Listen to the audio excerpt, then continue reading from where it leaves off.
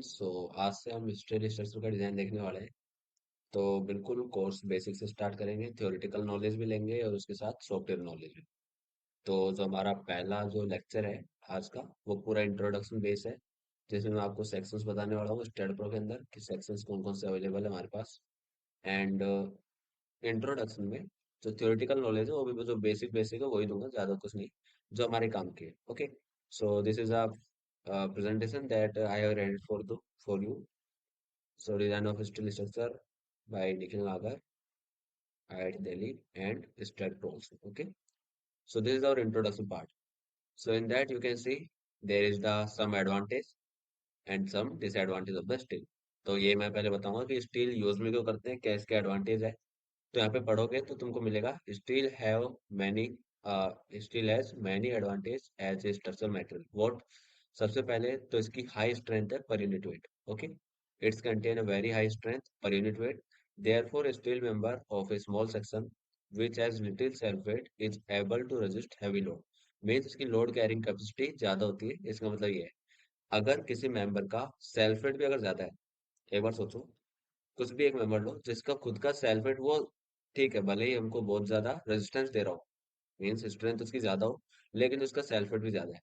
एक बार सोचोगे, अगर उसका सेल्फ वेट भी ज्यादा है तो सेल्फ वेट की वजह से भी उसमें क्या आएंगे, फोर्सेज आएंगे, मीन्स बेंडिंग मोमेंट आएगा। ओके, एंड शेयर भी डेवलप होगा। सो उसको भी उसके लिए डिजाइन करना पड़ेगा, तो उसके लिए और ज्यादा हमको क्या करना पड़ेगा, सेक्शन का साइज बढ़ाना पड़ेगा।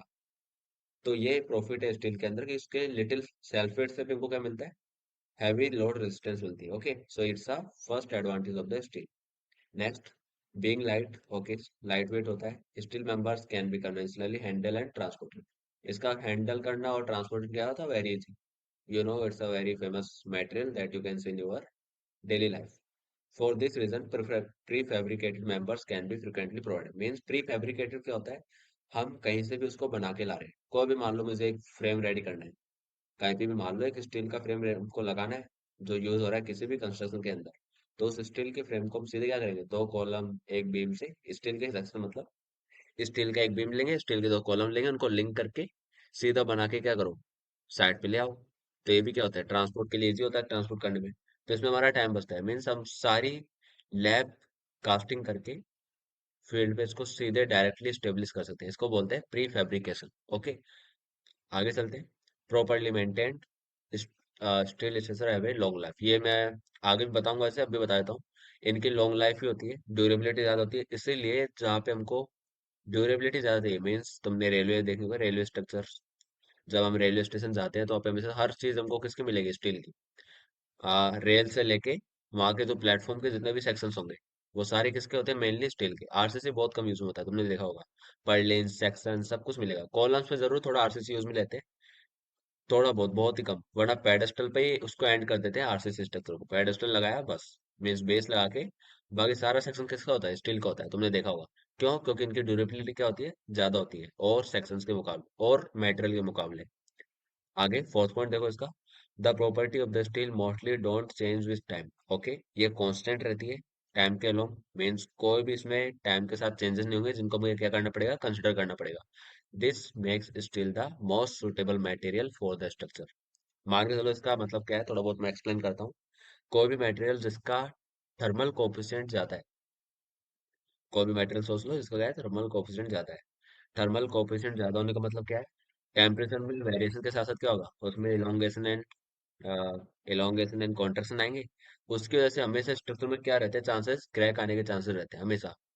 हमेशा चांस नहीं, वहाँ पे क्रैक आने वाला। कोई भी ब्रिज देख लो, वहाँ पे इलोंगेशन गैप हमेशा दिया जाता है, लॉन्गिट्यूडनल डायरेक्शन में हमेशा कुछ गैप दिया जाता है। क्यों, क्योंकि ब्रिज जो है उसका जो डेक है, कभी एक्सपांड करता है जब उसमें समर वैकेशन होते हैं, मीन्स टेम्परेचर इंक्रीज होता है। जब टेम्परेचर डिक्रीज होगा तो कॉन्ट्रैक्शन जॉइंट्स रहते हैं हम उसके अंदर, ये तुमने पढ़ा होगा, हाईवे के अंदर भी देखा होगा। कॉन्ट्रैक्शन जॉइंट, इलोंगेशन जॉइंट, ये सब वही नॉर्मल चीजें। Okay, so that's why the steel is most suitable because that will not any difference with respect to time। आगे देखो, डक्टाइल मटेरियल है, सो हमको फेल सडनली नहीं होगा, क्योंकि इसमें बहुत ही ज्यादा प्लास्टिक जोन या इलास्टिक जोन आता है। तो इसमें तुमको जब इलोंगेशन मिलेंगे, बहुत सारे ज्यादा डिफ्लेक्शन, मीन्स एक्सेसिव डिफ्लेक्शन मिलने के बाद इसमें क्या होता है, फेलियर होता है। एक्सेसिव डिफ्लेक्शन मीन्स तुम विजिबल कर सकते हो उसको, देख सकते हो आराम से। तो तुम्हारे पास वहां से भागने का टाइम रहता है। किसी भी बिल्डिंग अगर मान लो स्टील स्ट्रक्चर का बना हुआ है, तो उसमें जब फेलियर आएगा तो फेलियर आने से पहले तुम्हारे पास काफी टाइम रहेगा वहां से रन अवे करने के लिए। Okay, so that's why but gives a visible evidence of impending failure by last deflection. बहुत ही ज्यादा लास्ट डिफ्लेक्शन देगा तब जाके क्या होता है, वो फेल होता है। तो इसका मैं तुमको अभी ग्राफ दिखाऊंगा, उसमें जैसे माइल्ड स्टील का स्ट्रेस स्ट्रेन कर उसमें भी समझाऊंगा ये बात। Okay, additions and alternations can be made easily to steel structure. ये कोई ज्यादा कोई काम का एडिशन मीन्स उसमें तुम मॉडिफिकेशन कर सकते हो, होता है ना मेंटेनेंस वाला। सो मेंटेनेंस बहुत इजी होता है, कोई दिक्कत नहीं है। ये फिर मतलब मोटिव तो क्या, मेन ऊपर के ये जो चार पांच है, ये हमारे लिए मोस्ट मोर एडवांटेजेस है। ये ज्यादा नीचे कोई ज्यादा काम का नहीं है। They can be erected as a faster rate is okay. ये नॉर्मल है, बहुतों में मिल जाता है ये चीजें। हाईएस्ट क्रैप वैल्यू अगर लोग होता है, तो ये अभी काम का नहीं है। मेनली जो थे कौन से, पहला, दूसरा, third and fourth and fifth, ये पांचों जो एडवांटेज है, इन्हीं के बेसिस पे हम क्या करते हैं, स्टील स्ट्रक्चर का यूज करते हैं। बाकी नीचे के तो सब में लगभग मिल ही जाते हैं, कोई दिक्कत नहीं। आगे डिसएडवांटेज देखो, इसका डिसएडवांटेज तो नॉर्मल है, स्टील है मीन्स कोरोजन होगा। यहाँ लिखा भी हुआ है, steel structure when placed in expose condition, mean इसको एक्सपोजर में रखा जाए एनवायरमेंट कॉन्टेक्ट में, are subjected to a corrosion, therefore they require frequent painting. Painting बहुत ही जरूरी है, ये तुम्हारे डेली लाइफ में भी, कूलर है, कूलर का जो स्टैंड होता है वहां पे भी जल्दी क्या जाते हैं, कूलर में खुद में ही आते हैं, कूलर के अंदर खुद में भी, उसमें भी आ जाता है। अगर हम तुम पेंट नहीं करोगे तो उसका बॉटम पार्ट है, उसमें क्या होगा, कोरोजन होगा।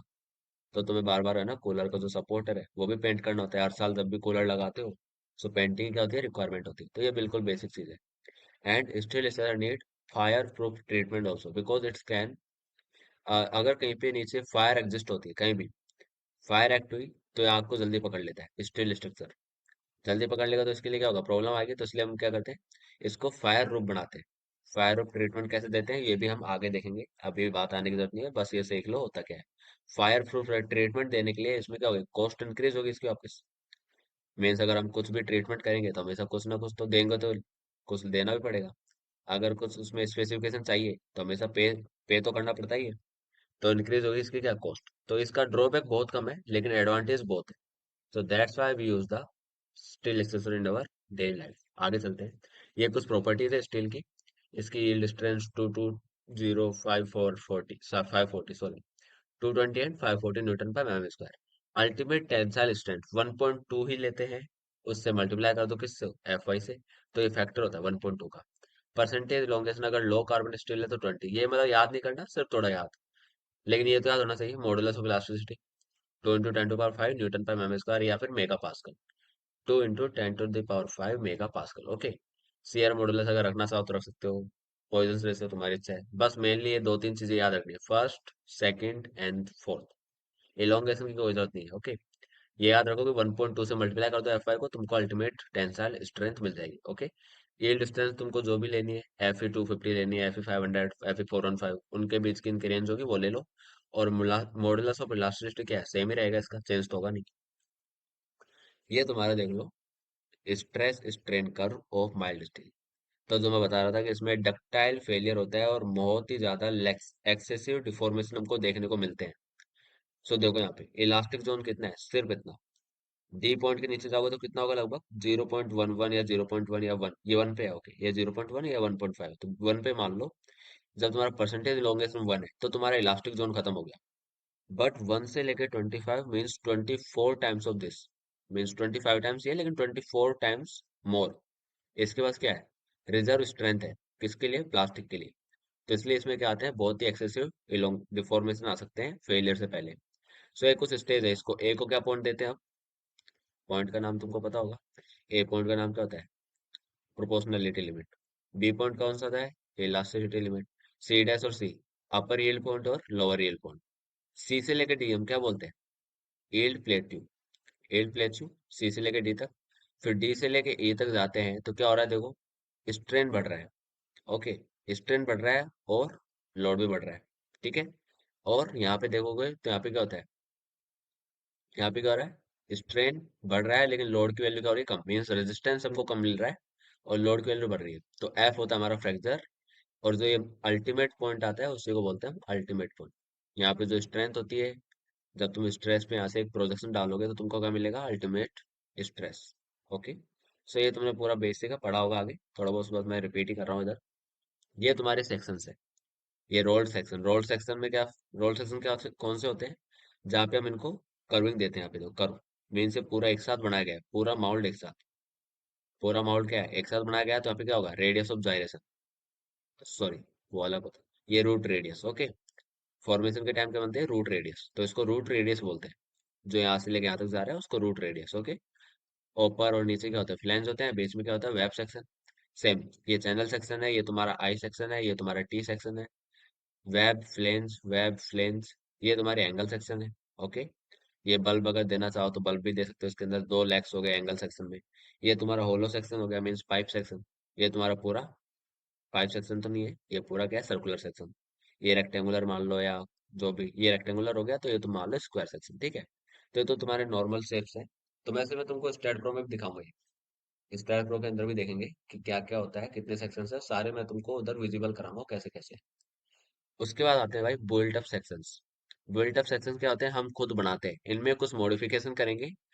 जितने भी हमारे नॉर्मल सेक्शंस होते हैं उनमें कुछ मॉडिफिकेशन करो, तो तुमको क्या मिलेंगे, बिल्ट अप मीन्स हमने खुद ने बनाया। ओके, तो देखो आई सेक्शन पे मैंने क्या करा, प्लेटें लगा दी दो, एक प्लेट ऊपर है एक प्लेट नीचे, तो इनको हम क्या बोलते हैं, cover plate. I section with cover plate, तो ये क्या हो गया, बिल्ट अप, क्योंकि हमने बनाया है इसको। वेल्डेड प्लेट गर्डर मीन्स हमने तीन प्लेटें ली और तीन प्लेटों को वेल्ड कर दिया ऐसे। तो ये हमारा वेब हो गया, ये हमारा फ्लैंज हो गया, ये हमारा फ्लैंज हो गया। तो इसको हम बोलते हैं welded plate girder. Plate girder में हम ऐसे करते हैं क्योंकि हमको जो प्लेट गर्डर होता है वो यूज होता है हाईवेज के अंदर, ब्रिजेस के, जो हाईवे होता है ब्रिज वाले, रेलवे ब्रिज, हाईवे ब्रिज जो भी है। तो जो ब्रिज होते हैं उनमें यूज में होते हैं स्टील के प्लेट गर्डर है। तो इनके साइजेस हमको बहुत ज्यादा चाहिए होते हैं, क्योंकि बहुत ज्यादा लोड आता है, हैवी लोड व्हीकल लोड्स आते हैं, हैवी हैवी व्हीकल लोड। तो उसके लिए हमको साइज भी क्या चाहिए, ज्यादा। अब तुम कहोगे सर ये तो आई सेक्शन ही है, तो हमको आई सेक्शन ही ले लेना चाहिए, हम क्यों ये प्लेट गर्डर बना रहे हैं। आई सेक्शन के पास जो लिमिटिंग साइज है वो मैक्सिमम 500 या 550 या 600 मैक्सिमम। जो नॉर्मली जो इंडियन स्टैंडर्ड साइजेस हैं आई सेक्शन, वो 600 mm डेप्थ के ही होते हैं। लेकिन यहाँ पे हमको चाहिए होता है लगभग 1000 टू, मीन्स 1 मीटर टू लेके 1.2 metre. Okay, 1000 mm, 800 mm, 700 mm, 900 mm, इतने के साइज चाहिए हमको। तो वो तो तुमको खुद को बनाने पड़ेंगे। तो इसलिए हम क्या करते हैं, तीन प्लेटें लेते हैं और उनको वेल्ड कर दो, बन गया। गर्डर किसको बोलते हैं, जहाँ पे तुम्हारा मूविंग लोड हो रहा हो उसको बोलते हैं हम गर्डर। ओके, फिर आते हैं डबल एंगल सेक्शन, दो एंगल सेक्शन को हमने ज्वाइंट कर दिया, बात खत्म। And then we go to next. फिर हमारा डबल चैनल सेक्शन, तो ये भी तुम बना सकते हो इजी वे में, डबल चैनल लगा के। जैसे डबल एंगल है वही डबल चैनल। बिल्टअप है क्योंकि हमने बनाया है, ये ध्यान रखना। बिल्टअप क्या होता है, नॉर्मल सेक्शन में हम कुछ मॉडिफिकेशन करें तो उसको बोलते हैं बिल्टअप। ठीक है, अब तुम सोचोगे सर हम चॉइस कैसे, कौन सा ले, हमें कैसे पता लगेगा। तो किसके लिए देखोगे वो, फिर वो देखते हैं हम चॉइस ऑफ सेक्शन में। So the design of steel section is governed by the cross sectional area and section modulus. दो सबसे मेन चीज है स्टील के अंदर, सबसे पहला क्रॉस सेक्शन एरिया। ओके, दूसरा है section modulus. Cross section area किस में यूज आएगा, जो सीधा किसको गवर्न करेगा, एक्सियल लोडिंग को। ठीक है, और सेक्शन मॉडुलस किस में काम आएगा, जो तुम्हारा गवर्न करेगा क्या, बेंडिंग। बेंडिंग स्ट्रेंथ किस पे डिपेंड करती है, सेक्शन मॉडुलस पे। जितना ज्यादा सेक्शन मॉडुलस होगा उतना ज्यादा क्या होगा, bending moment carrying capacity, means वो बेंडिंग मोमेंट उतना ज्यादा कैरी कर सकता है। ओके, क्रॉस सेक्शन एरिया किस पे डिपेंड करता है, डायरेक्ट फोर्सेस पे, कंप्रेशन टेंशन जो भी लोगे तो उसमें डायरेक्ट कॉन्टेक्ट एरिया लेंगे सीधा, तो वो क्या हो जाएगा, क्रॉस सेक्शन एरिया। तो दो चीजों पर डिपेंड करेगा, उसी का अकॉर्डिंग क्या लेना है, सेक्शन लेना है। It has been seen that a variety of the steel section has rolled. Rolled ही ज्यादा यूज में लेते हैं, क्यों, क्योंकि यहाँ पे कनेक्शन नहीं है एक भी। मेरी बात सुनना, रोल्ड सेक्शन क्यों यूज में लेते हैं, क्योंकि फेलियर चांसेस कहाँ पे होते हैं, कनेक्शन पे। हमेशा ध्यान रखना, सबसे पहला फेलियर का चांस होगा कनेक्शन। इसलिए कनेक्शन को बहुत अच्छे से डिजाइन किया जाता है। अगर उसमें कनेक्शन ही नहीं होंगे तो ज्यादा बेटर है कि वो फेल ही नहीं होगा फिर तो। अगर मान लो किसी स्ट्रक्चर में कनेक्शन ही नहीं है, तो सबसे ज्यादा स्टेबल एंड स्ट्रोंगेस्ट तो हमारा क्या है, स्ट्रक्चर है। ओके, अगर देखो रोल सेक्शन है तो उसमें कनेक्शन नहीं होगा। ये क्या है, ये प्लेट सेक्शन है, सीधा प्लेट कर, यहाँ पे देखो कनेक्शन है, तो यहाँ पे कनेक्शन का भी हमको ध्यान रखना पड़ेगा। इसलिए ये ज्यादा ज्यादा स्टेबल कौन सा है, ये वाला। ओके, अब ये मत कहना प्लेट गर्डर क्यों लगा रहे हैं, ये लगाना है, नहीं नहीं वो अलग बात है, बस मैं समझा रहा हूँ कि इतने ही साइज का, मान लो अगर पूरा साइज सेम है, बट ये रोल्ड है और ये हमने खुद ने वेल्डिंग करी है। ठीक है, तो इसमें जो ज्यादा स्टेबल होगा वो कौन सा होगा, रोल्ड, क्योंकि ये इसमें क्या होगा, एक भी कनेक्शन नहीं है, तो फेलियर चांसेस सबसे कम है। तो rolled, but due to the limitation of the rolling mills only a few are available. कुछ ज्यादा नहीं बना सकते, मैं बता चुका हूँ, क्योंकि हमको प्लेट गर्डर जितना साइज चाहिए लेकिन हमको मिल ही नहीं रहा रोल सेक्शन। क्योंकि आईएएस स्टैंडर्ड में कितने हैं, मैक्सिमम 600 mm तक ही है, उससे ज्यादा ले ही नहीं सकते। तो ये कुछ अल्टरनेटिव भी है अपने पास, कुछ ड्रॉबैक्स भी है। Also, if a section is demanded, it is rolled regularly, but one one which is in limit, sorry, little demand is rolled only on order and hence cost more. देखो, जो ज्यादा use में नहीं आता, जो ज्यादा यूज में नहीं आ रहा लेकिन हम बनवाना चाहते हैं, तो हमें क्या करना पड़ेगा, उसका मॉल्ड बनाना पड़ेगा। तो उसमें कॉस्ट लगता है। मीन्स हमको इसकी डिमांड कम है, लेकिन हम उसको क्या बनवा रहे हैं, रोड बनवा रहे हैं। रोड बनाने के लिए क्या होता है, माउल्ट चाहिए हमको। माउल्ट माउल्ट में हम पूरा पूरा स्टील का मेटेरियल फिल कर देंगे, उसको फिर कूलिंग के लिए रख देंगे, तो हमारा क्या बन जाएगा, रोल सेक्शन। लेकिन हर एक का तो नहीं बना सकते। मान लो मुझे सी सेक्शन आ गया, कोई सा भी एल सेक्शन, पी सेक्शन, कुछ भी आ रहा है मान के चलो, तो ये थोड़ी हर किसी का मोल्ड बनाओ। क्या लगता है, कॉस्ट लगता है ना, क्योंकि तुम फैक्ट्री में, इंडस्ट्री में बोलोगे मुझे ये चाहिए, तो बनाने के लिए उसको बहुत कुछ करना पड़ेगा उससे पहले, और ज्यादा रेगुलर यूज भी नहीं हो रही। अगर रेगुलरली यूज होंगे तो बनाए तो तब भी फायदा है, उसको प्रॉफिट होगा कि हाँ ज्यादा बिकेंगे, सेलिंग ज्यादा होगी। जब उसको प्रॉफिट ही नहीं है, कुछ ही बनाने हैं, तो उसके लिए वो इतना तो इन्वेस्ट कर देगा जितना उसको क्या नहीं मिलेगा, प्रॉफिट नहीं मिलेगा। तो इसलिए ज्यादा यूज में वही होंगे जो रेगुलरली यूज में आते हैं। ये आई सेक्शन है। ओके, सो आई सेक्शन में अगर तुम फ्लैंज के साइजेस को मैनेज करोगे तो क्या बनता है, रेल बनता है। रेल सेक्शन कैसे होता है, लगभग आई सेक्शन, पूरा नहीं होता। जो बॉटम वाला फ्लैंज है वो वाइड होता है, और ऊपर वाला फ्लैंज क्या होता है, light, little means few thing, ज्यादा लेंथ नहीं होती, बहुत ही कम वाइड होता है, ठीक है। नीचे वाला वाइडर होता है और ऊपर वाला लेस वाइड, ठीक है। तो ये तुम्हारे सेक्शन हो गए, तो कॉस्ट मोर लगती है तो इसलिए हम नहीं करते। आगे देखते हैं। Therefore, the design is not only governed by the sectional property but also on availability of the section in the market. Market की तरफ भी देखना पड़ेगा वो सेक्शन अवेलेबल है या नहीं। तो इसलिए हम उसी के लिए करते हैं जो सेक्शन अवेलेबल हो, ठीक है। उसी को दिमाग में रखो, कभी ये मत सोचो हम अलग सेक्शन बना देंगे, नहीं। सेक्शन वही लेना है जो मार्केट में अवेलेबल है, उसी को लेके हमको डिजाइन करना ही पड़ेगा, हमारे पास कोई ऑप्शन नहीं है। क्योंकि हम इंजीनियर हैं, हम कॉन्ट्रैक्ट लेते हैं, बनाते हैं। हमको सिर्फ इतना ही पता होना चाहिए कि हाँ ये सेक्शन मिल जाएगा, उसको मंगवा लो। हमको सिर्फ मंगवाना है, हमको बनवाना थोड़ी है, सेक्शन ही बनवा देंगे एक और। तो वो हम नहीं कर सकते, जब तक डिमांड में नहीं आएगा तब तक हम कर भी नहीं सकते। ओके, सो यहाँ पे लिखा हुआ है which become a major consideration, another factor governing the choice in easy which के section can be connected. So जो कनेक्शन में इजी होगा उसको ज्यादा यूज में लो। कनेक्टेड मीन्स आसपास मिल रहा है, जल्दी मिल जाए। मीन्स साइट कंडीशन देखो, साइट के आसपास कौन सा है, आने में कितना टाइम लगेगा मार्केट से। तो वो सब कुछ देख के कि पास में ये मिल रहा है ये मंगा लो। अब तुम मान लो सिटी में बना रहे हो, दिल्ली में बना रहे हो, अब तुमको रोल सेक्शन चाहिए। मान के चलो तुमको रोल ही चाहिए, और रोल रोल सेक्शन दिल्ली में नहीं है, राजस्थान से मंगाना पड़ रहा है। राजस्थान में बिल्कुल नीचे से, राजस्थान में मान लो बाड़मेर की तरफ आ गए, बिल्कुल नीचे की तरफ आ जाओ। केरला से मंगा लो, चाहे और कोई, मुंबई को बोल देता हूँ, चलो थोड़ा एग्जाम्पल अच्छा लेते हैं। मान लो तुमको दिल्ली में कोई साइट बना, कुछ भी बना रहे हो, कंस्ट्रक्शन स्टील इस तरह का, वहां पे तुमको एक सेक्शन चाहिए जो सिर्फ मुंबई में अवेलेबल है। जो तुमको चाहिए, मैं ये बोल रहा हूँ, जो तुम्हें चाहिए, जो तुम्हारी कंडीशन को फुलफिल कर रहा है, वो मुंबई में अवेलेबल है। ओके, लेकिन एक और देखा कि तुमको मिला कि दिल्ली के पास में मान लो ने फॉर लाइक राजस्थान बोल देते हैं, मुंबई और राजस्थान ही लेते हैं। राजस्थान ले लो, राजस्थान में वो सेक्शन मिल गया। बट प्रॉब्लम ये है कि तुमको उसको बिल्टअप करना पड़ेगा, मतलब सब कुछ, सब modification you have to do. कुछ मॉडिफिकेशन तुमको तुम्हारे डिजाइन में करने पड़ेंगे वो सेक्शन स्टेब्लिश करने के लिए। तो तुम कॉस्ट ही देखोगे, सीधी सी बात है। तो जो पास में होता है उसको लेके डिजाइन करोगे, मीन्स राजस्थान का सेक्शन लोगे और उसके अकॉर्डिंग तुमको डिजाइन करना पड़ेगा। तो ये चीजें तुमको हमेशा ध्यान रखनी है दिमाग में, कि तुम्हारे पास सेक्शन कौन सा अवेलेबल है, उसके अकॉर्डिंग ही क्या करना पड़ेगा, डिजाइन। ओके, सो यहाँ तक क्लियर है। हर लाइन को मैं तुमको मतलब समझा रहा हूँ, इसमें कुछ और ज्यादा नहीं समझना। इसी के साथ मैं पूरा स्टील करा दूंगा, बेसिक से लेके पूरा डिजाइन तक, क्योंकि स्टील बहुत ही अच्छा चैप्टर है, मीन्स एक तरह से बहुत अच्छा टॉपिक है एकदम। तो स्टील को आरसी से भी ज्यादा अच्छे से समझना है। ओके, सो आगे चलते हैं। तो अ- अब हम देखते हैं लोड, कि कौन कौन से लोड है जो हमारे स्ट्रक्चर पे हमेशा अप्लाई होते हैं, किस पे, स्टील पे। So for the safe design of a structure it is essential to have to knowledge of various type of loads. So worst condition you have to take worst combination, means हमारे पास load combination होते हैं बहुत सारे limit state code के अंदर, you know, dead load, live load, earthquake load, wind load. तो हमारे पास ये चार ही मेन तरह के हैं, बाकी तो इधर उधर के हैं, उनकी कोई जरूरत नहीं है, ठीक है। तो उसके अकॉर्डिंग हमको उनका वर्स्ट केस, जिनमें सबसे ज्यादा मैक्सिमम लोड आता है, उसी के लिए हम क्या कहते हैं, डिजाइन। कॉम्बिनेशन में से जो मैक्सिमम आएगा उसके लिए डिजाइन कर दो during its life span. Okay, आगे चलो। तो लोड्स कितने टाइप के, डेड लोड खुद का मैम सेल्फ वेट होता है जो। लाइव लोड, डेड लोड क्या होता है, जो भी स्टेशनरी, ये ध्यान रखना। डेड लोड अब यही नहीं तो ओनली उसके अंदर सेल्फ वेट आएगा, नहीं। जो भी लोड स्टेशनरी है मीन्स वो जहाँ पे रख दिया तो वो रखा ही रहेगा। मेरी बात सुनना। रख दिया है वो वहीं रहने वाला है, उसी को हम बोलते हैं डेड लोड। ठीक है। जैसे ब्रिज है तो ब्रिज पे मान लो हमने रेल, क्योंकि तो डेक बनेगा ब्रिज का। Deck means slab. तो स्लैब तो किस पे आ गया, सेल्फ वेट पे। तुम कहोगे हाँ sir self weight of the bridge हो गया। उसके ऊपर मैंने फास्टनर्स लगाए, रेल्स लगाई, स्लीपर्स लगाए, तो वो भी है। तो उन्हीं को हम बोलते हैं, उसको भी डेड लोड में ही लेना पड़ेगा। लाइव लोड कौन होगा, ट्रेन होगी, जो मूव कर रही है, ट्रेन मेट्रो जो भी जिसका बना रहे हो। ठीक है, व्हीकल जो मूव कर रहा है उसी को हम बोलेंगे लाइव, बाकी जो स्टेशनरी है उसको क्या बोलेंगे डेड। विंड लोड तुम जानती हो, सिस्मिक भी जानते हो। स्नो लोड कंडीशन साइड देख के लेना कि तुम्हारी साइड में स्नो आती है या नहीं। अर्थ प्रेशर, अगर कोई सोइल आसपास है मीन्स अंडरग्राउंड चल रहा है तो उसका ध्यान रखो। वाटर करंट लोड, अगर तुम्हारा जो साइट है वो किसके पास में है, जहाँ पे तुम्हारा सी हो गया, कोई भी पॉन्ड वॉन्ड जहाँ पे मतलब वाटर प्रेशर आ रहा हो। करंट मीन्स क्या होता है, वेव्स आ रही है।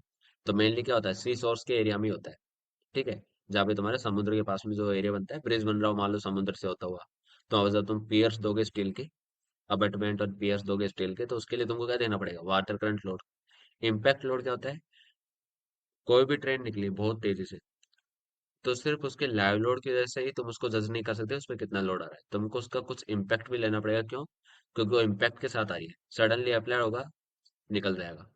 तो जो सडन लोड आते हैं और इम्पैक्ट लोड आता है उसके लिए हमको इम्पैक्ट फैक्टर भी लेना पड़ता है। मीन्स हमेशा लाइव लोड से कुछ ज्यादा ही कंसिडर करना है, इसका मतलब ये है। तो उसी को हम बोलते हैं impact load. Temperature and reaction, you know, temperature reaction के भी देख सकते हो कि टेम्परेचर में कितने एक्सपांसन हो रहा है, एक्सपांसन से इलोंगेशन होंगे तो उसके हिसाब से भी स्ट्रेसेस आते हैं, तो वो तुम्हारी इच्छा है। मीन्स वो डिपेंड करता है तुम्हारे सेक्शन और साइड पे कितना टेम्परेचर आता है मैक्सिमम, और सब कुछ साइड पे डिपेंड करता है। ठीक है। इसके बाद है डिजाइन मेथड्स। तो डिजाइन मेथड में क्या है, design of steel structure consist of the design of steel members and there connection. किस किस का ध्यान रखना है, पहला तो मेंबर फेल ना हो, दूसरा क्या, कनेक्शन फेल ना हो। तो इन दोनों को सेफ रखोगे तो तुम्हारा स्ट्रक्चर भी क्या रहेगा, सेफ रहेगा। दो ही ऑप्शन है, या तो तुम्हारे कनेक्शन फेल होंगे या फिर तुम्हारा मेंबर फेल होगा। ये हमेशा ध्यान रखना। और सबसे पहले ये ध्यान रखो, मेंबर को बदल सकते हैं, कनेक्शन को नहीं। ये हमेशा ध्यान रखना। तुम चाहोगे कि तुम्हारा कनेक्शन कभी फेल ना हो चाहे मेंबर फेल हो जाए। ओके। अब ये नहीं तुमको फिर मेंबर पे जाने नहीं देना, नहीं, मैं ये बताना चाह रहा हूँ कि अगर तुम्हारे फेलियर के अगर ऑप्शंस होते भी हैं तो कनेक्शन को इतना टाइट रखना है ताकि तुम्हारा जो, क्योंकि कनेक्शन से क्या होता है, कनेक्शन मतलब क्या होता है, दो से तीन मेंबर वहां से जा रहे होंगे, 2 3 4 5 कितने भी हो सकते हैं। गजट प्लेट लगा दिया, वहां से 6 7 मेंबर जा रहे हैं, बताओ। तुम्हारा गजट प्लेट ही फेल हो गया कनेक्शन में, तो 6 से लेकर 7 मेंबर सारे क्या कर जाएंगे, कोलैप्स। अगर इतना बड़ा जो स्ट्रक्चर है जहाँ पे वो ज्यादा ही उनका क्या है, ज्यादा वेटेज है उन 6 7 मेंबर्स का, तो पूरा स्ट्रक्चर क्या हो जाएगा, कोलैप्स। दूसरा ऑप्शन ये लो, कोई भी एक मेंबर फेल हुआ, एक मेंबर फेल होने से इतनी स्टेबिलिटी ऑफ स्ट्रक्चर में रहती है कि वो गिरेगा नहीं। तुम क्या करो, सीधा उसको क्या कर दो, रिमूव करके दूसरा लगा दो। क्या करना है, नट बोल्ट ढीले करो, एक साइड से, लेफ्ट साइड से ढीला किया, ऊपर से ढीला किया, हटाओ लगाओ। अगर तुम्हारा कनेक्शन ही फेल हो गया तो स्ट्रक्चर को कैसे होल्ड करोगे वहां पे। तो वो सबसे ज्यादा प्रॉब्लम कहाँ पे आती है, कनेक्शन में। तो कनेक्शन को जितना ज्यादा हो सके उतना सेफ रखना है स्टील मेंबर के मुकाबले। So the steel structure elements is based on one or more of the following criteria. पहला क्या है, initial yielding, full yielding, tensile strength, critical buckling, maximum deflection, stress concentration, fatigue, brittle. तो ये अभी सिर्फ नाम से देख लो, इन सब के बारे में अपन आगे देखेंगे। ओके। वन बाय वन मैं हर एक मेंबर का डिजाइन कराऊंगा, उसी का डिजाइन मैं स्टेट प्रो में कराऊंगा। हम देखेंगे कि कितना डिफरेंस आ रहा है, सब कुछ देख के उसको क्या करेंगे, design. Okay. So I think it's and. तो ये प्रेजेंटेशन हमारे लिए इतना ही है आज के लिए, इंट्रोडक्शन के लिए। तो इसके कंटिन्यू में मैं तुम्हारे लिए एक वीडियो भी डाल देता हूँ जिसमें मैंने स्टील सेक्शन क्या बताया सबकी, सारे स्टील सेक्शन क्या है उसमें डिटेलिंग है। Okay. How many sections we have to design a steel structure, तो वो हम देखेंगे स्टेट प्रो में कितने स्टील सेक्शन हमारे पास है। और स्टील से स्ट्रक्चर डिजाइन क्यों करते हैं ये भी तुमको पता होना चाहिए कि आरसीसी तो हमको आता ही है। सो स्टील की क्यों जरूरत पड़ी स्टील स्ट्रक्चर डिजाइन करने की। ठीक है। तो उसके बाद फिर हम कंपोजिट सेक्शन पे भी जाएंगे, क्योंकि कंपोजिट सेक्शन है वो multiple type of material also, क्योंकि उसमें हम एक से ज्यादा मटेरियल्स को यूज करके मीन्स कंपोजिट करके क्या कर सकते हैं, एक सेक्शन रेडी कर सकते हैं। तो सबसे पहले आज हम देखेंगे कि हमें, हमारे पास सेक्शन कौन कौन से अवेलेबल है और हम स्टील स्ट्रक्चर का डिजाइन क्यों करते हैं। ठीक है, स्टील जो मटेरियल हम डिजाइन में को यूज में लेते हैं आजकल बहुत ही ज्यादा, इसका हम देखेंगे रीजन। तो ये हमारा इंट्रोडक्शन ही है। तो इंट्रोडक्शन नाम से मैं दे देता हूँ, introduction one second. Introduction to steel, steel design matrix and then create. तो देखो, अभी हमें स्टील देखना है, ठीक है। तो आरसीसी तो अभी भूल जाओ एक सेकंड के लिए। तो स्टील में करना क्या होता है तो वो सीखो पहले। हमारे पास बहुत सारे सेक्शंस अवेलेबल है स्टड प्रो के अंदर, वो मैं तुमको दिखाऊंगा कैसे। तो मैं एक सिंपल बीम कॉलम मीन्स एक छोटा सा एक फ्रेम रेडी कर देता हूँ। उसमें मैं तुमको सेक्शंस लगा लगा के दिखाता हूँ। लाइक 5 मीटर बाय 5 मीटर का हम पोर्टल फ्रेम ले लेते हैं, ठीक है। तो उसमें मैं तुमको सेक्शंस अप्लाई करके दिखाऊंगा कौन कौन से सेक्शन हमारे पास अवेलेबल है। और कुछ मिस्टेक हो गई क्या? Fourth one, 5,5। ओके। तो हमारा पोर्टल फ्रेम है 2D पोर्टल फ्रेम, तो इस पे हम क्या कर देते हैं, बीम ऐड कर देते हैं इस पे। यहाँ से यहाँ पे कर देते हैं एक, एक यहाँ से यहाँ, एंड एक यहाँ से यहाँ। और क्रॉस ब्रेसिंग भी मैं इसमें यूज में लेता हूँ, उसमें भी तुमको दिखाऊंगा section, this one. Okay, done है यहाँ तक।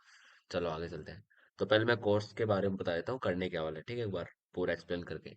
सबसे पहले इंट्रोडक्शन, ये हमारा वीडियो लेक्चर है। बिल्कुल आरसीसी की तरह स्टार्ट करेंगे। जैसे आरसीसी में क्या था, बीम का डिजाइन, पोर्टल फ्रेम का design, beam column slab lab सब। उसके बाद हम आएंगे आरसीसी मीन्स स्टील बिल्डिंग्स पे, ठीक है। स्टील बिल्डिंग्स की डिजाइन करेंगे। फिर हमारे पास जो इंडस्ट्रियल एरियाज है, industrial roofs and then all the things that are using in our world for the steel that we have to design also. So जितने भी हमारे अभी कंट्रीज में यूज हो रहे हैं, जितने भी स्टील स्ट्रक्चर, उन सबका भी हम मॉडलिंग करना सीखेंगे, डिजाइन करना। सब over bridge you know, foot over bridge भी जानते हो तुम। अंडर पास ब्रिज तो खैर काम नहीं आएगा, लेकिन फुट ओवर ब्रिज तुमने देखा होगा, जो रोड है बहुत जिन पे ज्यादा हाईली ट्रैफिक होता है, तो वहाँ पे क्रॉस करने में क्या होता है, बहुत दिक्कत आती है लोगों को। तो इसलिए वहाँ पे क्या दिया गया है, फुट ओवर ब्रिज मीन्स एक स्टील के ब्रिज दिए गए हैं, जिसपे लोग ऊपर से चल के दूसरी साइड जा सकते हैं, रोड के दूसरी साइड, ठीक है। तो वो भी हम एनालाइज डिजाइन उसका भी करेंगे, फुट ओवर ब्रिज का। और रेलवे में बहुत यूज होता है, तुम जानते हो, रेलवे प्लेटफॉर्म पे स्टील का ही यूज होता है। आरसीसी के सेक्शन बहुत ही कम मिलते हैं, maximum of the steel are there, okay. So steel section बहुत होते हैं रेलवे के अंदर, तो उसका रीजन भी मैं तुमको बता देता हूँ क्यों होते हैं। क्योंकि durability of the steel is much more than the what RCC structure, ठीक है। बहुत ज्यादा ड्यूरेबल होते हैं। ड्यूरेबल के साथ साथ इनकी स्ट्रेंथ मीन्स डक्टाइल है पूरा। सो डक्टाइल हम चाहते हैं कि हमारा जो फेलियर हो, कौन सा हो, डक्टाइल फेलियर। तुमने आरसीसी में पढ़ा होगा, अंडर एनफोर्स सेक्शन क्यों डिजाइन करते हैं, ताकि हमें डक्टाइल फेलियर मिले। डक्टाइल फेलियर क्या होता है, pre indication from before the failure. ये हमें इंडिकेट कर देता है फेलियर से पहले, मीन्स डिफ्लेक्शन दे देगा काफी। हमको पता लग जाएगा हाँ ये ब्रिज गिरने वाला है, तो यहाँ से भाग लो जल्दी से। तो बिल्कुल इसलिए हम डिजाइन करते हैं। ब्रिटल मेंबर कभी डिजाइन नहीं करते हम। Brittle member means over enforce section. RCC के अंदर बता रहा हूँ, मैं रिलेट कर रहा हूँ, ठीक है। तो हमें कौन सा डिजाइन करना है, सो डक्टाइल हम क्यों यूज में लेते हैं, ताकि उसमें डक्टिलिटी ज्यादा हो। डक्टिलिटी ज्यादा होगी तो फेलियर से पहले बहुत ज्यादा इलोंगेशन देगा। मीन्स फेलियर से पहले काफी प्लास्टिक जोन भी आता है स्टील के अंदर। माइल्ड स्टील का तुमने stand stand stress stand curve बनाया होगा, तो प्लास्टिक जोन पहले इलास्टिक जोन आता है, फिर बहुत सारा प्लास्टिक जोन आता है। तो उसमें काफी डिफ्लेक्ट हो जाता है, उसमें पता लग जाता है हाँ ये फेलियर होने वाला है। तो बहुत टाइम मिल जाता है हमको वहां से रनवे करने के लिए, ठीक है। फिर हम उसके बाद जो रेलवे में यूज करते हैं, ताकि हम रेलवे स्टेशन, तुम जानते हो, हर 10 साल में तो बनाने नहीं वापस बार बार। मेंटेनेंस अलग है, लेकिन बार बार नहीं बना सकते प्लेटफॉर्म। ज्यादा ड्यूरेबल है तो ड्यूरेबिलिटी ज्यादा होने की वजह से इनको वहां पे यूज लिया जाता है, जहाँ पे हमको बार बार कंस्ट्रक्शन नहीं करना पड़े, ओनली मेंटेनेंस से काम हो जाए, ठीक है। तो इसलिए हम स्टील स्ट्रक्चर यूज में लेते हैं, जहाँ पे cost of the construction is very much. तो आजकल ऐसे कंस्ट्रक्शन के अंदर भी स्टील बहुत यूज आ रहा है, बिल्डिंग्स बिल्डिंग्स में बहुत जगह इसलिए यूज में आता है, ताकि हमको फेलियर और ये डक्टिलिटी मेन रीजन यही होते हैं, बाकी और भी बहुत सारे फैक्टर्स हैं। तो वो हम आगे देखते हैं, ठीक है। तो ये हमारा कोई सेक्शन में बना रखा है, ठीक है। तो उसके बाद हम क्या देखेंगे, डिजाइन ऑफ बीम्स, इंडस्ट्रियल रूप्स, तो सारे मैं इस वीडियो के अंदर वाटर टैंक पे भी आएंगे, कोई दिक्कत नहीं है इसमें भी, क्योंकि आरसीसी में वाटर टैंक भी है। तो इसमें भी करेंगे स्टील के अंदर वाटर टैंक का डिजाइन। तो सारी चीजें मैं तुमको इस कोर्स के अंदर कराने वाला हूँ, स्टील स्ट्रक्चर के कोर्स में। और इसके साथ अभी ई टेप्स भी चलने वाला है, तो जिसको ई टेप सीखना वो ई टेप भी सीख सकता है। अभी मैंने थोड़ा ऑल डाउन कर दिया था उसको उस टाइम, तो उसको भी कैरी ऑन करेंगे आगे की तरफ। एटेप्स के साथ अगर किसी को सैप भी सीखना हो, अबेकस सीखना हो, तो वो मुझे भी कमेंट करके बता सकते हैं, तो मैं उसका भी एक लेक्चर सीरीज रेडी कर दूंगा।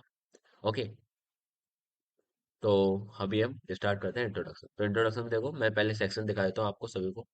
तो ये मैंने कुछ रेडी कर दिया। एक एक और बीम लगा देते हैं, यहाँ पे बॉटम पे भी लगाई देते हैं, क्योंकि कोई सपोर्ट वपोर्ट कुछ नहीं लगा रहे, तो सिंपल ऐसे ही बना देता हूँ। तो देखो, मैं सेक्शन दिखा देता हूँ आपको एक बार। तो यहाँ पे प्रॉपर्टीज पे जाओगे, तुमको सेलेक्ट करना है सेक्शन डेटाबेस। तो यहाँ लोड होने में थोड़ा टाइम लेता है, क्योंकि बहुत सारे सेक्शन है इसमें, अमेरिकन सेक्शंस भी है। America steel, joist, Australian, Brazil, Brazilian है, ब्रिटिश है, कनाडिया, चाइनीज के हैं, डच है, यूरोप के हैं, फ्रेंच, जर्मन, सबके हैं। ठीक है, जितने भी कंट्रीज है वर्ल्ड में फेमस फेमस, उन सबके स्टील सेक्शन यहाँ पे अवेलेबल है। आगे तुम देखना चाहो तो कोल्ड फॉर्म्ड स्टील, इसके लिए अलग कोड होता है। Code of design is different from the IS 800। Okay. तो इंडियन कोल्ड फॉर्म यहाँ पे भी तुमको दिख जाएंगे, एंगल सी और ये सारे। तो ये मैं धीरे धीरे कराऊंगा, इसका मतलब क्या क्या होता है सब। तो अभी तो हम सेक्शन देख लेते हैं, तो हम आते हैं हमारे इंडियन पे। यहाँ पे कौन कौन सेक्शन है? ISLB। ओके। कौन कौन सेक्शन है? IS इंडियन स्टैंडर्ड एंड ये हाई बीम सेक्शन है। तो ये सारे हमारे कौन से हैं? Beam section. सब में जहाँ पे बी आता है, W for wide, L for light, M for medium, S for high, W for wide. Okay. तो ये सारे इसके कीवर्ड्स मैंने आपको बता दिए, ठीक है। दोबारा रिपीट कर देता हूँ। IS means Indian standard, L means light. Okay. Light के बाद तुम्हारा M आ रहा है, M मीन्स क्या है? मीडियम। ओके। और जहाँ पे बी आता है वो तुम्हारा बीम। ठीक है।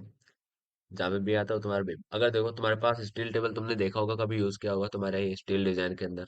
तो मान लो मैं ISLB 75 सेलेक्ट करता हूँ और इस पे व्यू टेबल करके, ISL में सारे दिखाई दे देगा, एक का ही नहीं, सबके तुमको स्टील टेबल में जो वैल्यू होती है वो सारी वैल्यू यहाँ दिखाई देगी। सेम सेम वैल्यू कहाँ पे दिखाई देगी? यहाँ पे सेम वैल्यू यहाँ पे दिखाई देगी। ये सब कुछ वैल्यूज G1 G2 वो सब कुछ चीजें होती है, तुम जानते हो। Select section on the database, ये भी करना चाहते हैं, ठीक है। मटेरियल हमारा स्टील है, तो स्टील पे यहाँ पे तीन चार ऑप्शन और दिख जाएंगे तुमको। ये 36 और 50 के ऐसा ही है, हमारे अदर कंट्रीज में यूज होते हैं। न्यूटन पर mm स्क्वायर ये तुम कर सकते हो, लेकिन मैं स्टील ही रख लेता हूँ अगर तुम चाहो तो। उसके अलावा स्टेनलेस स्टील भी होता है, और स्टील 355, तो मैं प्रेफरेबली ये यूज करता हूँ, और इसमें हम प्रॉपर्टी चेंज कर देते हैं एंड में। ठीक है, at the end of the assigning we change the property from the materials. Okay. तो ऐसे हम प्रॉपर्टी चेंज कर देते, तो मान लो मैंने ये कोई सेक्शन दिया 75। यहाँ पे तुमको तीन चार ऑप्शन और मिलेंगे, तो इसका मतलब मैं तुमको बताता हूँ धीरे धीरे। अभी हम इसी पे रखते हैं, single section from the table, means ये एक ही सेक्शन इसने उठाया है। ठीक है, इसको ऐड कर दो। अब इसी का मैं तुमको कोई दूसरा सेक्शन ले लेते हैं, ISMB 100, और इसमें मैं T section cut from beam, ये भी मैं ऐड कर देता हूँ, फिर तुमको उधर दिखाऊंगा। फिर एक और कोई ले लेते हैं, IS MB 170 125, इसमें डबल प्रोफाइल कर देते हैं। तो इसमें स्पेसिंग पूछेगा कि तुमको स्पेसिंग कितनी लेनी है, तो दो दो सेम आएंगे, सेम से दो दो आएंगे, दो सेक्शन लगेंगे एक साथ, उनके बीच की स्पेसिंग कितनी लेना चाहते हो। सो आई विल टेक 0.02, तो बहुत कम हो जाएगा, 0.3 ले लेते हैं, 0.3 मीटर। इसको कर दो ऐड। आगे कंपोजिट सेक्शन अभी हम नहीं देख रहे, ये अभी बाद में देखेंगे। और अगला हम ले लेते हैं सेक्शन, नीचे आते हैं, ISMB 150। टॉप कवर प्लेट देना चाहते हो या नहीं, ये तुम्हारी इच्छा है। बॉटम कवर प्लेट देना चाहते हो या नहीं, ये तुम्हारी इच्छा है। मैं टॉप कवर प्लेट और बॉटम कवर प्लेट दोनों देना चाहता हूँ, दोनों दे सकते हो। तो मैं टॉप का भी ले लेता हूँ एक एग्जांपल। तो इसमें पूछेगा कवर प्लेट की विड्थ कितनी है। ये कितना है हमारा? 150 है। 150 क्या है? डेप्थ। तो कवर प्लेट की विड्थ अगर तुम मानना चाहो 200 mm हम लेके चल लेते हैं अभी, और उसकी थिकनेस ले लेते हैं 20 सेंटीमीटर, मीन्स 0.02। इसको ऐड कर लो। अभी सिर्फ सेक्शन दिखाऊंगा, अभी कुछ ज्यादा मत सोचना इसके अंदर। अभी सेक्शन में दिखाऊंगा धीरे धीरे। सेम वैल्यू रख लेता हूँ ऐड। और दोनों के लिए भी बॉटम प्लेट पे हम 20 सेंटीमीटर, 200 mm और 20 सेंटीमीटर, इसको भी कर देते हैं ऐड। तो ये सारे सेक्शन कौन से हो गए? ISMB में सारे दिखा दिए मैंने, IS के अंदर। ठीक है। एस सेप सेलेक्ट बीम, ये मैंने सारे सेक्शन दिखा दिए, तो उनको मैं असाइन करके दिखाता हूँ। तो like this section is assigned at here, तो आपको मैं इसको असाइन कर देता हूँ। देखो इसका राइट क्लिक करके 3D रेंडरिंग दिखाता हूँ। तो ये हमारा कौन सा है? आई सेक्शन है। दिख रहा होगा सबको? कौन सा सेक्शन है? I section. और हमारा क्या बीम है? ये बिल्कुल बीम, बिल्कुल तुमने ऐसे ही देखोगे तुम्हारी लाइफ के अंदर। एनवायरमेंट मीन्स तुम्हारे जब उधर स्ट्रक्चर जितने भी देखोगे सब में बीम ऐसे ही है। ठीक है। अब मैं अगला सेक्शन पे इसी पे असाइन कर देता हूँ, ताकि सबका आइडिया तुमको मिलता रहे। राइट क्लिक करके 3D रेंडरिंग, इस पे क्लिक करके इसी को देखते हैं बस। सो ये भी टी सेक्शन हमने लगाया था इसके बाद। तो ये टी सेक्शन है। ये क्या है? टी सेक्शन, देख लो। मिल गया। 100 इसकी डेप्थ है, बाकी और भी प्रॉपर्टीज है वो इसके अंदर मिल जाएगी तुमको। सेम। अगला सेक्शन है, इस पे साइन कर देते हैं। हमारी क्या है? दो सेक्शन, डबल सेक्शन लिए थे। ओके। सो डबल सेक्शन देखना। ये हमारे डबल सेक्शन, इनकी स्पेसिंग जो है वो तुमको दिख जाएगी यहाँ पे। स्पेसिंग कितनी है? 0.3 मीटर। ठीक है, इनके बीच की स्पेसिंग कितनी है? 0.3 मीटर। तो इसके आगे और चलते हैं। नेक्स्ट सेक्शन कवर प्लेट ले लेते हैं। सो कवर प्लेट में तुमको एक प्लेट एक्स्ट्रा दिखेगी, वो ये रही। देख लो। टॉप कवर दिख रहा है ना? टॉप कवर प्लेट एक अलग है। सबको दिख रहा होगा। यहाँ से देखोगे तो यहाँ से भी दिख जाएगा। अगर सेक्शन से देखते हो तो सेक्शन से भी तुमको ये दिखेगा। देख लो। एक हमारे ये सेक्शन है, आई सेक्शन, इसके ऊपर एक कवर प्लेट है जिसकी थिकनेस कितनी है? 0.2, 20 centimetre. Okay. No sorry, 20 mm, और इसकी जो लेंथ है वो है 20 सेंटीमीटर, 200 mm। इसके बाद बॉटम कवर प्लेट का भी सेम। ये भी देख लो। सो बॉटम पे लग जाएगी कवर प्लेट बस। और डबल, जो हमारे गर्डर्स जितने भी बनते हैं, प्लेट गर्डर्स हो गए। प्लेट तो नहीं, गैंट्री गर्डर मेनली, तो गैंट्री गर्डर मान लो, प्लेट गर्डर जो भी है। तो जो, और हमारे जो बिल्ट अप कॉलम है, तुमने बिल्ट अप कॉलम का नाम अगर सुना होगा तो बढ़िया है। वहां पे भी हमको top plate bottom plate use में लेनी पड़ती है। ठीक है। So this is our bottom plate, top bottom plate. Okay. एक सेकंड, ये साइन नहीं किया क्या? हाँ साइन करता हूँ, अब हो गया। क्योंकि हमारे टॉप और बॉटम दोनों जगह है प्लेट, तो दोनों तरफ देखेंगे। देखो ये रही। So you can C both side the plate is, ऊपर की भी है और नीचे की भी है। ये रही। सबको दिख रहा होगा। तो ये हमारी क्या है? सेक्शंस। ओनली जब मैंने सबकी प्रॉपर्टी चेंज करी तभी यही है। ठीक है, बाकी और कुछ नहीं है। तो मैं एक बार डिलीट कर देता हूँ इनको।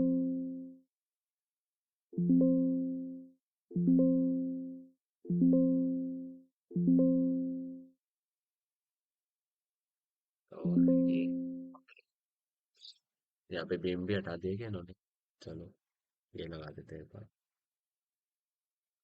ओके। बीम लग गई, इसके बाद आगे चलते हैं। देखो और सेक्शन और भी दिखाता हूँ मैं। अब ऐसे तुम चेंज से कर सकते हो। ठीक है, मैंने ये वाला जो स्पेसिफिकेशन है इसका पार्ट मैंने क्लियर कर दिया। अभी मैं क्या कर रहा हूँ? अभी हम ऐसा हमने देख लिया। अभी ये वाले देखते हैं, आई सेक्शन से, जिसमें पूरी प्रॉपर्टी दी हुई है। तो इसको मैं ऐड कर लेता हूँ, सिंगल ले रहा हूँ। ठीक है, अब तुम ये चाहो तो चेंज करके देख सकते हो सबका। एक एम शेप ले लेते हैं, एक डब्ल्यू शेप। क्योंकि तुमको पता तो कि कौन कौन से सेक्शन अवेलेबल है, ये सब कुछ एक बार सेक्शन पता रहेंगे तो तुम्हारे लिए इजी रहेगा फाइंड आउट करना। टी शेप के ये रहे। चैनल सेक्शन से बहुत ज्यादा यूज होते हैं, ये भी पता होगा तुमको। चैनल सेक्शन, एंगल्स और चैनल्स ये बहुत ज्यादा यूज होते हैं हमारे इधर। ट्यूब्स भी काफी ज्यादा तो नहीं है, लेकिन होते हैं। ओके। तो ये हम असाइन कर देते हैं इस पे, और ये मैं असाइन कर देता हूँ इस पे, ताकि एक साथ ही देख लेंगे। ये मैं यहाँ पे कर देता हूँ, एंड एन पी भी इस पे कर देते हैं।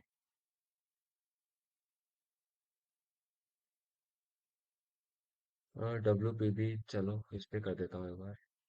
वैसे चलो इसका सेकंड राउंड लाएंगे, लेकिन ट्यूब और ये कर देते हैं, चैनल सेक्शन इस पे। और एंगल सेक्शन इसमें, ये देख लो भाई, देख लो सब सेक्शन लगे हुए। अब फर्क क्या है वो भी मैं दिखा देता हूँ वन बाय वन तुमको, जो चेंज है, जो भी डिफरेंस है इनके बीच, वो भी तुमको दिखा देते हैं। चलो, तो अगर तुम इसमें, इसमें नहीं किया क्या साइन R5, ओके, इसको सेट करना पड़ेगा साइड में, एक सेकंड।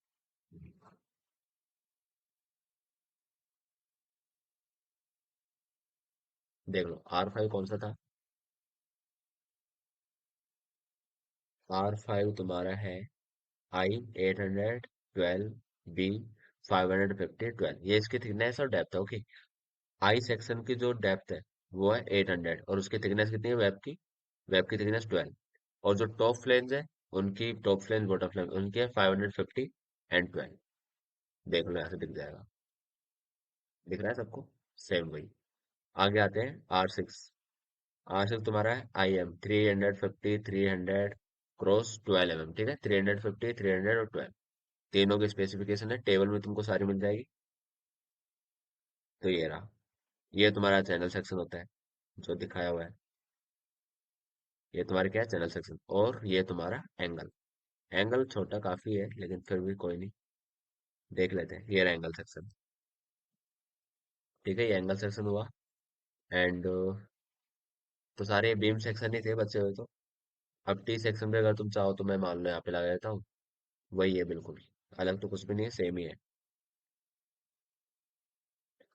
टी सेक्शन जो हमने देखा था वही है बस, ये टी सेक्शन हो गया। और हमारा रह गया था एनपीबी, आई थिंक IW हो गया क्या, 7 हो गया, 8 भी हो गया, ओके। 8 वाला देख लो, कॉलम से देख रहे होंगे, ये हो गया, आगे चलते हैं। एंड देन WPB रह गया था, ओके, WPB लगा लेते हैं, 9। तो सारे बीम सेक्शन ही है, ये लो आई सेक्शन। तो इसमें सिर्फ स्टील टेबल में बस इतना ही है करने के लिए, और कुछ भी नहीं है। और भी मैं दिखाता हूँ सेक्शंस के अंदर की डिटेल, बेसिक आइडिया मैंने तुमको दे दिया है सारा, कि क्यों यूज में करते हैं सब कुछ। तो ये रहे सारे आई सेक्शंस, ये रहे, इनके डेप्थ नीचे जाओगे तो इंक्रीज हो रही है, उसके हिसाब से चेंज है। एम सेट भी देख सकते हो, IM, डब्ल्यू के भी, ये ठीक है, वाइड सेक्शन में, ये वाइड सेक्शन, मीडियम सेक्शन, और ये आई शेप सेक्शन, ये वही है। हाँ, ये नहीं जा रहा क्या, ओके, कोई नहीं। ये इसके हो गए WPB के। ये हमारे ISND, LT means light, normal, depth, high, medium, channels हो गए, एंगल्स हो गए, नीचे जाओगे बढ़ते जाएंगे, वही स्पेसिंग स्पेसिंग सब वही फंडा है। ट्यूब्स हो गए, ट्यूब्स के डाया डेप्थ के अकॉर्डिंग चेंज हो रहे हैं, यहाँ पे चाहो तो तुम खुद भी डिफाइन कर सकते हो ट्यूब, ठीक है। पाइप, पाइप में भी डिफाइन करना हो तो पाइप भी डिफाइन कर सकते हो, और सेलेक्ट में जाके जो प्रीमेड है वो भी तुम यूज में ले सकते हो इसके अंदर। सो ओके गाइस, ये इतना ही है इसके अंदर, सेक्शंस के अंदर। इसमें हमको बस मटेरियल का और बता देता हूँ, मटेरियल में क्या चेंज करेंगे। स्टील अगर तुम असाइन कर रहे हो तो इसमें तुम एडिट करोगे तो तुमको ये सारी चीजें, यील्ड स्ट्रेंथ, ये सब कुछ इसमें एंटर करना पड़ेगा। और अगर तुम स्टील 355 लेते हो तो इसमें कुछ चीजें जो है ऑलरेडी असाइंड है, ठीक है। तो इसलिए मैं बोलता हूँ कि ये ले लिया करो 355 वाला, ताकि तुम्हारे लिए इजी रहे। Yield strength 355। अगर तुम FE 550 यूज में लेते हो, कोई सा भी स्टील, जनरली FE 550, FE 250 भी यूज में होता है। सो यहाँ पे 250 करके 1 2 3, अल्टीमेट उसके अकॉर्डिंग ले लेना, ग्राफ तुम्हारे पास होते ही है। इसके लिए रेशियोज फिक्स है 1.5 1.2, इसमें कोई चेंज करने की जरूरत नहीं है। कंप्रेस स्ट्रेंथ भूल जाओ, क्योंकि हमको टेंसर के लिए यूज में लेना है इसको, ओके। सो टेंसाइल ही काफी है, कंप्रेसिव देने की कोई जरूरत नहीं है। इसमें देखोगे तो इसमें भी देख लो, सारी चीजें यही है, सब कुछ। ये क्यू सेक्शन हमारे काम के नहीं है। एल्यूमिनियम स्टील, और स्टील अगर तुम बढ़ाना चाहो तो बढ़ा सकते हो, ये तो कुछ प्रॉपर्टी तो दी हुई है पहले से ही, और नीचे चेंज कर सकते हो, कोई दिक्कत नहीं। इसके अलावा भी अगर तुमको कोई सेक्शन बढ़ाना है, स्टील तुम चाहते हो कि मैं कुछ और प्रॉपर्टी दे रहा हूँ स्टील के अंदर, तो क्रिएट करके टाइटल दे दो स्टील का है, ठीक है, और यहाँ पे सारी चीजें तुम्हारे हाथ में ही है, चेंज कर सकते हो। इसके अलावा कुछ और लोग हैं तो यहाँ पे तुम मान लो जैसे एल्यूमिनियम के भी बनाना चाहो तो एल्यूमिनियम के बने हुए हैं, कॉन्क्रीट के भी ऑलरेडी, और स्टील के तो है ही। 275 ले लो, तो ये चीजें लगभग सेम रहेगी। 270 है तो स्टील ही, स्टील के बाद जो मेटेरियल प्रॉपर्टी हमेशा सेम रहती है। मेटेरियल प्रॉपर्टी क्या है, हमेशा सेम ही रहती है। चेंज क्या होता है सिर्फ, चेंज यही होती है, कौन सी, डिजाइन प्रॉपर्टी। तो ये तुम धीरे धीरे चेंज करना चाहो तो कर सकते हो, ठीक है। एफ वाई जो भी तुम्हारे स्टील का ग्रेड है वो दे सकते हो, अल्टीमेट दे दो। फैक्टर्स तो वही रहने वाले हैं, फैक्टर चेंज करने की जरूरत नहीं है, बाकी सब कुछ एज इट इज। इसमें स्पेसिफिकेशन अगर यूज में करनी हो तो यूज कर सकते हो, स्पेसिफिकेशन मैं दिखाऊंगा धीरे धीरे। तो इसमें अभी धीरे धीरे आगे जाएंगे, तो ऐसे कोई जल्दी है नहीं इनको। डेटाबेस का ऑप्शन यहाँ पे भी आता है, ठीक है। यहाँ पे इंडियन पे क्लिक करोगे तो सॉरी, इंडिया के मिल जाएंगे, रोल सेक्शन लेने हैं, ये रहे, ठीक है। रोल सेक्शन में तुमको ये सारे मिल जाएंगे, और दिखाता हूँ। और ये तो क्या है, अपने बनाए थे जो, ठीक है। और देखोगे तो